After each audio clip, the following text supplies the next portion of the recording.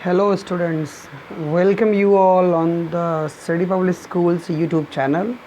I'm Abhishek Tiwari presenting you the very next video of nationalism in India. Students, हम लोग भारत में राष्ट्रवाद पढ़ रहे थे, नेशनलिज्म इन इंडिया पढ़ रहे थे, and in it I was telling you about especially the incidences that took place after Gandhi's arrival in India in 1915. So especially in it we had to study two famous movements that had been taken by Mahatma Gandhi. The first was non-corporation and the second was civil disobedience movement. तो students, हम यहाँ पे non corporation को भी पढ़ चुके और civil disobedience moment को भी लास्ट डे हम लोगों ने स्टडी किया कि सिविल डिसऑबिडियंस मोमेंट आखिर था क्या. ठीक है, तो दोनों मोमेंट्स को पढ़ने के बाद अब हम लोग देखेंगे कि पहले मोमेंट के बाद जैसे हम लोगों ने डिफरिंग स्ट्रैंड्स पढ़े थे, वैसे स्टूडेंट्स अब हम लोग यहाँ पे देखेंगे how participants saw the moment. अब इस मोमेंट को आखिर इसमें अंतर क्या हुआ, जहाँ एक मोमेंट में गांधी जी और बाकी लोगों को कांग्रेसीज़ को ये लगा था कि मोमेंट में ट्रेंड लोग नहीं थे और सही ढंग से मोमेंट सही दिशा में नहीं बढ़ पाया. तो क्या ये मोमेंट सही दिशा में बढ़ पाया? इसी की हम पड़ताल करेंगे, एग्जामिन करेंगे how participant saw the moment, कि जो लोगों ने मोमेंट में प्रतिभाग किया उन्होंने इसे किस ढंग से देखा. Let us now look at the different social groups that participated in the civil disobedience movement. हम लोग देखेंगे कि कैसे अलग अलग सोशल ग्रुप्स के लोग जिन्होंने पार्टिसिपेट किया सिविल डिसऑबिडियंस मूवमेंट में, उनका नज़रिया क्या था, उन्होंने किस नज़रिए से इसको देखा. Why did they join the movement? उन्होंने इस मूवमेंट को क्यों ज्वाइन किया. What were their ideals? उनके अपने आदर्श क्या थे. What did Swaraj mean to them? और उनके लिए स्वराज का अर्थ क्या था. Okay. In a country, rich peasants communities, okay, in the countryside, ग्रामीण क्षेत्रों की तरफ जो अमीर किसान की कम्युनिटी थी, समुदाय था किसानों का, लाइक द पाटीदार्स, जिसमें पाटीदार थे गुजरात के और जाट थे उत्तर प्रदेश, पश्चिमी उत्तर प्रदेश के जाट, और पाटीदार्स थे गुजरात के. ये दो बहुत ही अमीर किसान आज भी कहे जाते हैं. आज भी देश में बहुत ही अमीर किसानों का एक समुदाय है ना. Were active in the moment, ये दोनों एक्टिव थे उस दौरान मोमेंट में. Being producer of commercial crops, they were very hard hit by the trade depression and falling prices. क्योंकि ये कमर्शियल क्रॉप्स को प्रोड्यूस करने वाले प्रोड्यूसर्स थे, तो जब ग्रेट डिप्रेशन आया 1929 का और प्राइसेस फॉल हुए 26 के बाद से ही, तो इन लोगों को भी बड़ी समस्याएं देखने को मिली. इन्हें बहुत कुछ झेलने को मिला. ओके, इन्हें बहुत कुछ झेलने को मिला. So as their cash incomes disappeared, they found it impossible to pay the government's revenue and demand. ठीक है, as their cash income disappeared, जैसे जैसे उनका कैश इनकम घटता गया, उन्होंने पाया कि वो गवर्नमेंट को रेवेन्यू डिमांड जो थी उसको पे कर पाने में इम्पॉसिबल था उनके लिए. And the refusal of the government to reduce the revenue, और सरकार को मना करना कि वो उनको रेवेन्यू नहीं देंगे, ठीक है, led to widespread resentment. इससे सरकार को बड़ी मात्रा में असंतुष्टि होती और सरकार विरोध में काम करती. इस बात से भी ये डरे हुए थे. तो जो रिच पीसेंट्स थे वो एक इंथुसियास्टिक सपोर्टर्स बन गए सिविल डिसऑबिडियंस मूवमेंट के ना. कोई और रास्ता ना पा करके ये गांधी जी के एक उत्साही सपोर्टर बन गए सिविल डिसऑबिडियंस मूवमेंट के दौरान. और इन्होंने क्या किया, अपनी कम्युनिटीज़ ऑर्गेनाइज़ की और समय समय पे जो ऐसे मेंबर्स जो अनविलिंगली इसमें मूवमेंट में पार्टिसिपेट नहीं करते थे, उन्हें इन लोगों की जो ग्रुप थी उन्होंने फोर्स करना शुरू किया to participate in the boycott programme. ठीक है, कि बायकॉट प्रोग्राम में पार्टिसिपेट करने के लिए जो मेंबर्स भाग नहीं लेते थे उन्हें भी जबरन इन्होंने भाग लेना शुरू कराया कि नहीं, आप लोग भी इसमें पार्टिसिपेट करिए. इन सब के लिए फाइट फॉर स्वराज वाज. अब देखिए इनके लिए स्वराज का अर्थ क्या था. इन सब के लिए स्वराज जो है वो जो struggle against the high revenue. ठीक है, हाई रेवेन्यू के खिलाफ संघर्ष करना ही इनके लिए स्वराज था. मतलब इनके अपने इंटेंशंस थे इन किसानों के कि जो बढ़ी हुई दर से रेवेन्यू मांगी जा रही थी अंग्रेज़ सरकार की ओर से, उसका ही खिलाफ संघर्ष करना ही ये लोग स्वराज समझते थे और इसी उद्देश्य से गांधी जी के साथ में जुड़े। But they were deeply disappointed when the movement was called off in 31।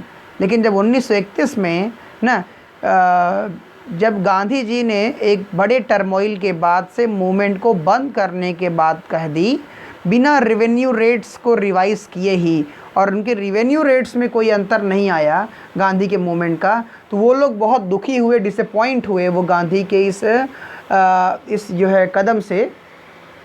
So when the movement was restarted, और जब दोबारा मूवमेंट रीस्टार्ट हुआ तो उन्होंने क्या किया, 1932 में जब दोबारा मूवमेंट शुरू हुआ तो उन्होंने ना बहुत से लोगों ने इसमें फिर से पार्टिसिपेट करने से रिफ्यूज़ कर दिया, मना कर दिया। Okay, the poorer peasantries were not just interested in the lowering of the revenue demand. जो गरीब किसान थे, ठीक है, were not just interested in the lowering of the revenue demand, वो केवल रेवेन्यू डिमांड को लोअर करने मात्र के लिए ही नहीं इंटरेस्टेड थे ना। उनमें से बहुत से ऐसे स्मॉल टेनेंट्स थे, मतलब कि साझेदार टाइप के थे, कल्टीवेटिंग लैंड, जो लैंड पे कल्टीवेट करते थे, they had rented from landlords, landlord से ज़मीन उधार लेकर कि उधारी पे वो ना टेनेंट्स जो है कल्टीवेशन किया करते थे। तो एज़ द डिप्रेशन कंटिन्यूड, जैसे जैसे डिप्रेशन बढ़ता गया, जो आर्थिक मंदी थी और कैश इनकम जो है गिरता गया, ठीक है, स्मॉल टेनेंट्स को भी बहुत मुश्किल हुई कि वो अपना रेंट पे कर पाएँ, ठीक है, अपना जो रेंट जिस ज़मीन पे लैंडलॉर्ड से लिए थे वो पे कर पाना भी उनके लिए मुश्किल हो गया।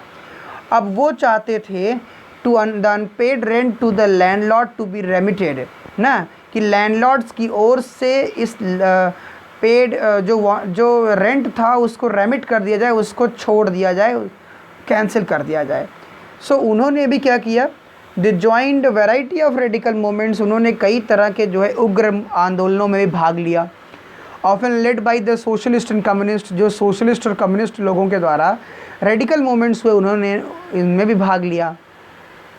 सो apprehensions of raising issues that might upset the rich peasants and landlords, तो जब इनके खिलाफ उपद्रव, जो लैंडलॉर्ड्स और रिच पीजेंट्स थे, जब इनके खिलाफ कोई अप्रीहेंसिव एक्टिविटी होती थी, ठीक है, तो इससे कांग्रेस थोड़ी सी असहज हो जाया करती थी, अपसेट हो जाया करती थी। The Congress was unwilling to support no rent campaign, क्योंकि कांग्रेस जो था वो अनविलिंग था to support no rent campaign, वो रेंट के खिलाफ, मतलब जो लैंडलॉर्ड्स का रेंट था उसके खिलाफ जाना नहीं चाहते थे, ठीक है, तो इस कैंपेन के हिस्सा वो बनना नहीं चाहते। बहुत जगह उन्होंने अपने आप को इससे दूर खड़ा करने का प्रयास किया। कारण क्या था, so the relationship between the poor peasants and Congress remained uncertain, तो कांग्रेस और जो पुअर पीजेंट्स थे उनके बीच में संबंध विच्छेद हो गया, मतलब एक दूरी बनी रही संबंधों में। कारण क्या था कि जो लैंडलॉर्ड्स थे वो कांग्रेस में एक बड़ा फंड दिया करते थे, हिस्सेदारी दिया करते थे, तो उस हिस्सेदारी से कहीं वंचित ना हो जाना पड़े, इसलिए कांग्रेस के बड़े लीडर्स भी जो है इस मूवमेंट में, मतलब कि किसानों के पक्ष में खड़े होते नहीं दिखाई पड़े ना, उनके रेंट को रिमिटेड करने के लिए उन्होंने आवाज़ नहीं उठाई। और ये देख करके जो गरीब किसान थे उन्होंने भी कांग्रेस के इस मूवमेंट से, सिविल डिसोबीडियंस से दूरी बना ली। ओके बच्चों, तो ये एक रीज़न हो गया गरीब किसानों के लिए। फिर बात आती है what about the business class. अब बिज़नेस क्लास की बात करते हैं कि जो बिज़नेस क्लास के लोग थे ना, जो व्यापारी लोग थे, how did they relate to the civil disobedience movement, उन्होंने सिविल डिसोबीडियंस मूवमेंट को किस तरीके से देखा, ठीक है। तो फर्स्ट वर्ल्ड वॉर के दौरान इंडियन जो मर्चेंट और इंडस्ट्रीज थे had made huge profit and became powerful, उन्होंने खूब प्रॉफिट कमाया था और पावरफुल लीडर्स के रूप में सामने आए। सो keen on expanding their business, वो अपने बिजनेस को और एक्सपेंड करना चाहते थे। They now reacted against colonial policies, उन्होंने कॉलोनियल पॉलिसीज़ के खिलाफ रिएक्ट करना शुरू किया। दैट रिस्ट्रिक्टेड बिजनेस एक्टिविटीज़, क्योंकि बिज़नेस एक्टिविटीज़ को अंग्रेज़ लोग धीरे धीरे भारतीय बिज़नेस एक्टिविटीज़ को वो रेस्ट्रिक्ट करते जा रहे थे, तो इसके खिलाफ उन्होंने कॉलोनियल पॉलिसीज़ खिलाफ रिएक्ट करना शुरू किया। They wanted protection against import of foreign goods. ये व्यापारी लोग जो है फॉरेन गुड्स से जो इंपोर्ट होता था फॉरेन गुड का, उसके खिलाफ ये प्रोटेक्शन ये चाहते थे कि उन्हें देसी बाज़ारों में उसके खिलाफ प्रोटेक्शन मिले। And rupee sterling foreign exchange, और इसके अलावा जो रुपी, भारत का रुपी और इंग्लैंड के स्टर्लिंग जो उस समय तत्कालीन करेंसी थी, उसके एक्सचेंज रेशियो या एक्सचेंज रेट में भी ये जो है ना, दैट वुड डिस्करेज इम्पोर्ट, उसको उसमें बदलाव चाहते थे कि जब अगर इस रेट में बदलाव हो जाएगा एक्सचेंज रेट में, तो इससे फॉरेन इंपोर्ट जो है वो डिस्करेज हो जाएगा। तो ये बिजनेसमैन लोग चाहते थे। To organise business interest they form the Indian industrial and commercial congress in 1920। अपने बिजनेस इंटरेस्ट को फुलफ़िल करने के लिए वो लोग संगठित हुए, सारे व्यापारी लोग, और उन्होंने मिलकर 1920 में Indian industrial and commercial Congress की स्थापना की। उसके बाद इन्होंने federation of Indian chamber of commerce and industries FICCI, FICCI कहते हैं, उन्होंने 1927 में फिक्की की स्थापना की, जो आज भी चलती जा रही संस्था, जो एक ऑर्गेनाइज बिजनेस इंटरेस्ट को ऑर्गेनाइज करने वाली एक संस्था है फिक्की। तो 1927 में फिक्की की स्थापना हुई इन्हीं लीडर्स के, इन्हीं मतलब बिजनेसमैन ग्रुप के द्वारा। Led by prominent industrialist like Purushottam Das Thakur and GD Birla, और इसकी अगुवाई जो है इस फिक्की की वो GD बिरला और पुरुषोत्तम दास ठाकुर दास करके जो व्यापारी थे, बहुत ही महत्वपूर्ण व्यापारी थे उस दौरान, उन्होंने इसका अगुवाई किया। ठीक है। The industrialist attacked colonial control over the Indian economy. Industrialist जो थे उन्होंने भारतीय अर्थव्यवस्था पे जो ब्रिटिश कंट्रोल था उसकी वो लोग उस पे वो धावा बोलने लगे। And support the civil disobedience movement, और अपने उद्देश्य के लिए उन्होंने भी सिविल डिसऑबीडियंस मूवमेंट में हिस्सेदारी करना शुरू कर दिया। ठीक है। जब इसको लॉन्च किया गया तो उन्होंने भी इसमें अपनी हिस्सेदारी दी। दे गेव फिनेंशियल असिस्टेंस, उन्होंने आर्थिक मदद भी दिया ना। एंड रिफ्यूज़ टू बाय और सेल इम्पोर्ट गुड्स, और उन्होंने विदेशी सामान जो आ रहे थे उसको ख़रीदने और बेचने से भी मना कर दिया। सो अधिकतर बिजनेसमैन जो थे came to see swaraj at the time when colonial restrictions off on business would no longer exist and trade in industry would flourish without constraint. ठीक है। लेकिन अधिकतर जो बिजनेसमैन थे केम टू सी स्वराज, उन्होंने स्वराज को देखना शुरू किया as the time when colonial restrictions on business. जब कॉलोनियल रिस्ट्रिक्शन, उनको ऐसा लगा कि एक समय आएगा अगर हम गांधी के मूवमेंट साथ जुड़े रहेंगे तो जो कॉलोनियल रिस्ट्रिक्शंस था बिज़नेस के ऊपर वो जल्द ही जो है समाप्त हो जाएगा। And industry would flourish without constraint, और बिना बंधन के इंडस्ट्रीज़ का जो है ना वो फैलाव हो जाएगा, फैलाव होता जाएगा। But after the failure of the round table conference business groups were no longer uniformly enthusiastic. लेकिन राउंड टेबल कॉन्फ्रेंस में जब गांधी जी सेकेंड में जाते हैं और कोई बात नहीं बनती है तो जो इनका उत्साह होता है अब वो एक जैसा नहीं रह जाता है इन व्यापारियों का। They were apprehensive of the spread of militant activities, वो जो मिलिटेंट एक्टिविटीज़ बढ़ रही थी देश में उस बात से भी परेशान थे जो उग्र आंदोलन चल रहा था। And worried about prolong disruptions of business, उन्हें चिंता थी कि उनके बिजनेस में लंबा बाधाएं या अवरोध न पड़ जाए।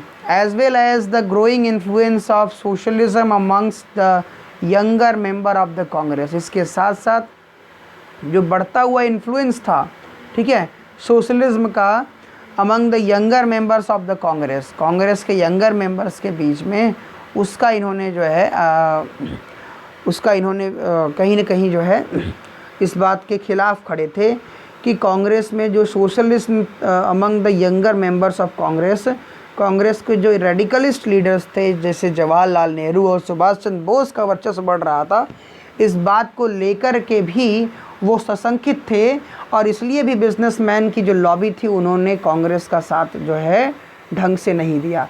After that the industrial working class, अब अगर हम बात करें इंडस्ट्रियल वर्किंग क्लास की, they did not participate in the civil disobedience movement in the large number, इन्होंने भी सिविल डिसऑबिडियंस मूवमेंट में बड़ी संख्या में पार्टिसिपेट नहीं किया। ओके, इसका कारण क्या था कि except in the Nagpur region, Nagpur क्षेत्र को छोड़ करके जहाँ पे किसानों ने जहाँ पे इंडस्ट्रियल वर्कर्स ने बहुत पार्टिसिपेट किया, इनके अलावा बाकियों ने कोई पार्टिसिपेशन नहीं किया। अब as the industrialist came closer to the Congress, जब इंडस्ट्रियलिस्ट लोग जो है कांग्रेस के नज़दीक आते चले गए, वर्कर्स स्टेड अलूफ, तो वर्कर्स ने अपने आप को कांग्रेस से दूरी बनाना शुरू कर दिया।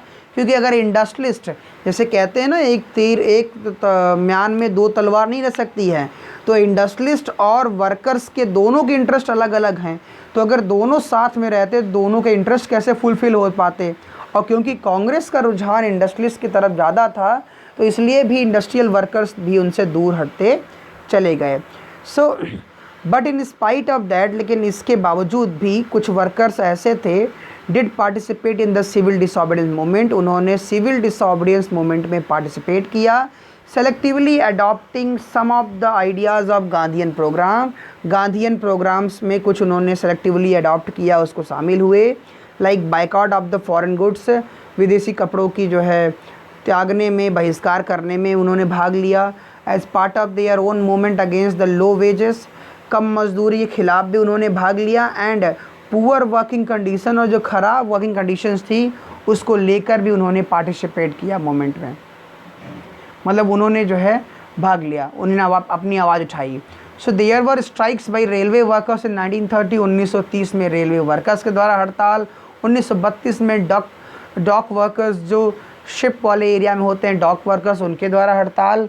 सो इन 30,000 ऑफ 1930 में हज़ारों वर्कर्स जो थे छोटा नागपुर टिन माइंस के, वो Gandhi cap and participated in protest rallies, तो उन क्षेत्र के लोगों ने जो है गांधी कैप पहन के प्रोटेस्ट रैलीज़ में भाग लिया, बाइकआउट बहिष्कार आंदोलन में भाग लिया।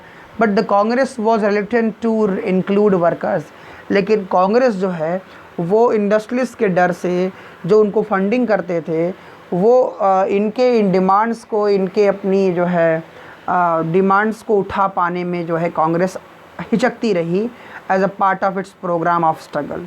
It felt that this would alliance industrialist and divide anti imperial forces, तो उन्हें ये चीज़ मालूम हो गया, और इससे क्या हुआ कि कांग्रेस में जो इस रिलेटेंस की वजह से क्या हो गया, मतलब कि जो लोग थे, ये वर्कर्स थे, इट फेल्ट दैट, उन्होंने ये महसूस किया that it would एलिनेट industrialist and divide the anti imperial forces, कि इससे जो है इंडस्ट्रियलिस्ट को जो है अलग उन्होंने महसूस किया अपने आप से, and divide the anti imperial forces, और जो एंटी इम्पीरियल फोर्सेस था उसका भी बंटवारा हो गया। ठीक है, तो ये अलग अलग सेक्टर के लोगों का जो है इसमें पार्टिसिपेशन हम लोगों ने देखा बच्चों। ठीक है, एक और छोटा सा बच्चा है, उसको भी कवर कर लेते हैं। Another important feature of the civil disobedience movement was the large scale participation of women. ये बहुत ही महत्वपूर्ण है, अलग से क्वेश्चन भी बनता है इन सब के ऊपर। ठीक है, कि महिलाओं का किस पैमाने पर जो है भागीदारी थी इस मूवमेंट में। So during Gandhi salt march, Gandhi ji के सॉल्ट मार्च के दौरान हज़ारों महिलाएं जो हैं अपने घरों से बाहर आती हैं, गांधी जी के विचारों को सुनती हैं और प्रोटेस्ट मार्चेस में भाग लेती हैं, नमक बनाती हैं, और इसके साथ साथ जो है फॉरेन क्लॉथ्स और लिकर शॉप्स की जो है पिकेटिंग, उसकी घेराबंदी भी करते हैं। बहुत सी महिलाएं जेल भी गईं। शहरी क्षेत्रों में these womens were from high caste families, शहरी क्षेत्रों में ये महिलाएं उच्च जो है जाति वर्ग की परिवारों से बिलोंग करती थीं। वहीं रूरल एरियाज़ में they came from rich peasants household, ग्रामीण क्षेत्रों में महिलाएं जो होती थी वो अमीर किसानों के परिवार से हुआ करती थी। Moved by Gandhi's call they began to see service to the nation as a sacred duty of women. Gandhi ji के बुलाए पे इन्होंने अपने घर छोड़ करके इस मूवमेंट में पार्टिसिपेट करने का प्रयास किया। उसमें उनका अपना उद्देश्य ये था कि ये महिलाओं का एक पवित्र जो है कर्तव्य है कि वो देश की सेवा करें। ठीक है, इस उद्देश्य साथ उन्होंने उस पर पार्टिसिपेट किया। अगर वास्तव में देखा जाए तो केवल महिलाएं ही ऐसी थीं जिन्होंने अपने स्वयं हित को बढ़ावा न दे करके राष्ट्र हित को बढ़ावा दिया। Yet this increased public role did not necessarily mean any radical change. ठीक है। इसके बावजूद भी पब्लिक रोल में इनके बढ़ने के बावजूद भी अनिवार्य रूप से sorry mean any radical change in the way the position of women was visualized। इनके मेन लीडर रोल में आने के बावजूद भी जो बहुत रेडिकल चेंजेस नहीं हुए, इनके जो महिलाओं के जो विजुअलाइजेशन था उनके पोजीशन का, उसमें बहुत बड़ा बदलाव नहीं आया, उनकी स्थिति में बहुत बदलाव नहीं आया। Gandhi ji was convince that it was the duty of women to look after home and hearth. न गांधी जी का अपना खुद का ये मानना था कि महिलाओं की ये जिम्मेदारी है, कर्तव्य है कि वो घर और चूल्हे की देखभाल करें, ठीक है। To be good mother and good wifes, अच्छी पत्नी अच्छी माँ बने। And for a long time the Congress was related to allow women. अब क्योंकि कांग्रेस में ऑर्थोडॉक्स और ऐसे सुपरस्टिशियस विचारों के लोगों का समावेश था, तो लंबे समय तक कांग्रेस महिलाओं के मुद्दों पर जो है अनिच्छुक रही, ठीक है। To hold any position of authority within the organisation में किसी भी तरह के जो है पोजीशन जो है लंबे समय तक कांग्रेस देने से बचती रही। सो इट वाज कीन only on their symbolic presence. केवल महिलाओं का एक सिंबॉलिक प्रेजेंटेशन ही बना रहा, इससे अधिक कुछ भी नहीं हो पाया, ठीक है बच्चों। तो आज हम लोगों ने जो है इस एक लंबे टॉपिक को कवर किया है, जिसमें अलग अलग समाज के अलग अलग वर्गों का ना सिविल डिसोबीडियंस को लेकर कैसे अलग अलग अपनी सोच थी ना, अपने अलग अलग उद्देश्य थे, और ये सब भी कारण थे जिसकी वजह से सिविल डिसोबीडियंस को वो सफलता नहीं मिल पाई जिसका वो मूवमेंट हकदार था, ठीक है स्टूडेंट्स। आज के लिए इतना ही। अगले लेक्चर में फिर से मुलाकात होगी, अगले बुधवार को, बृहस्पतिवार को। तब तक के लिए आप एंजॉय कीजिए। Thank you.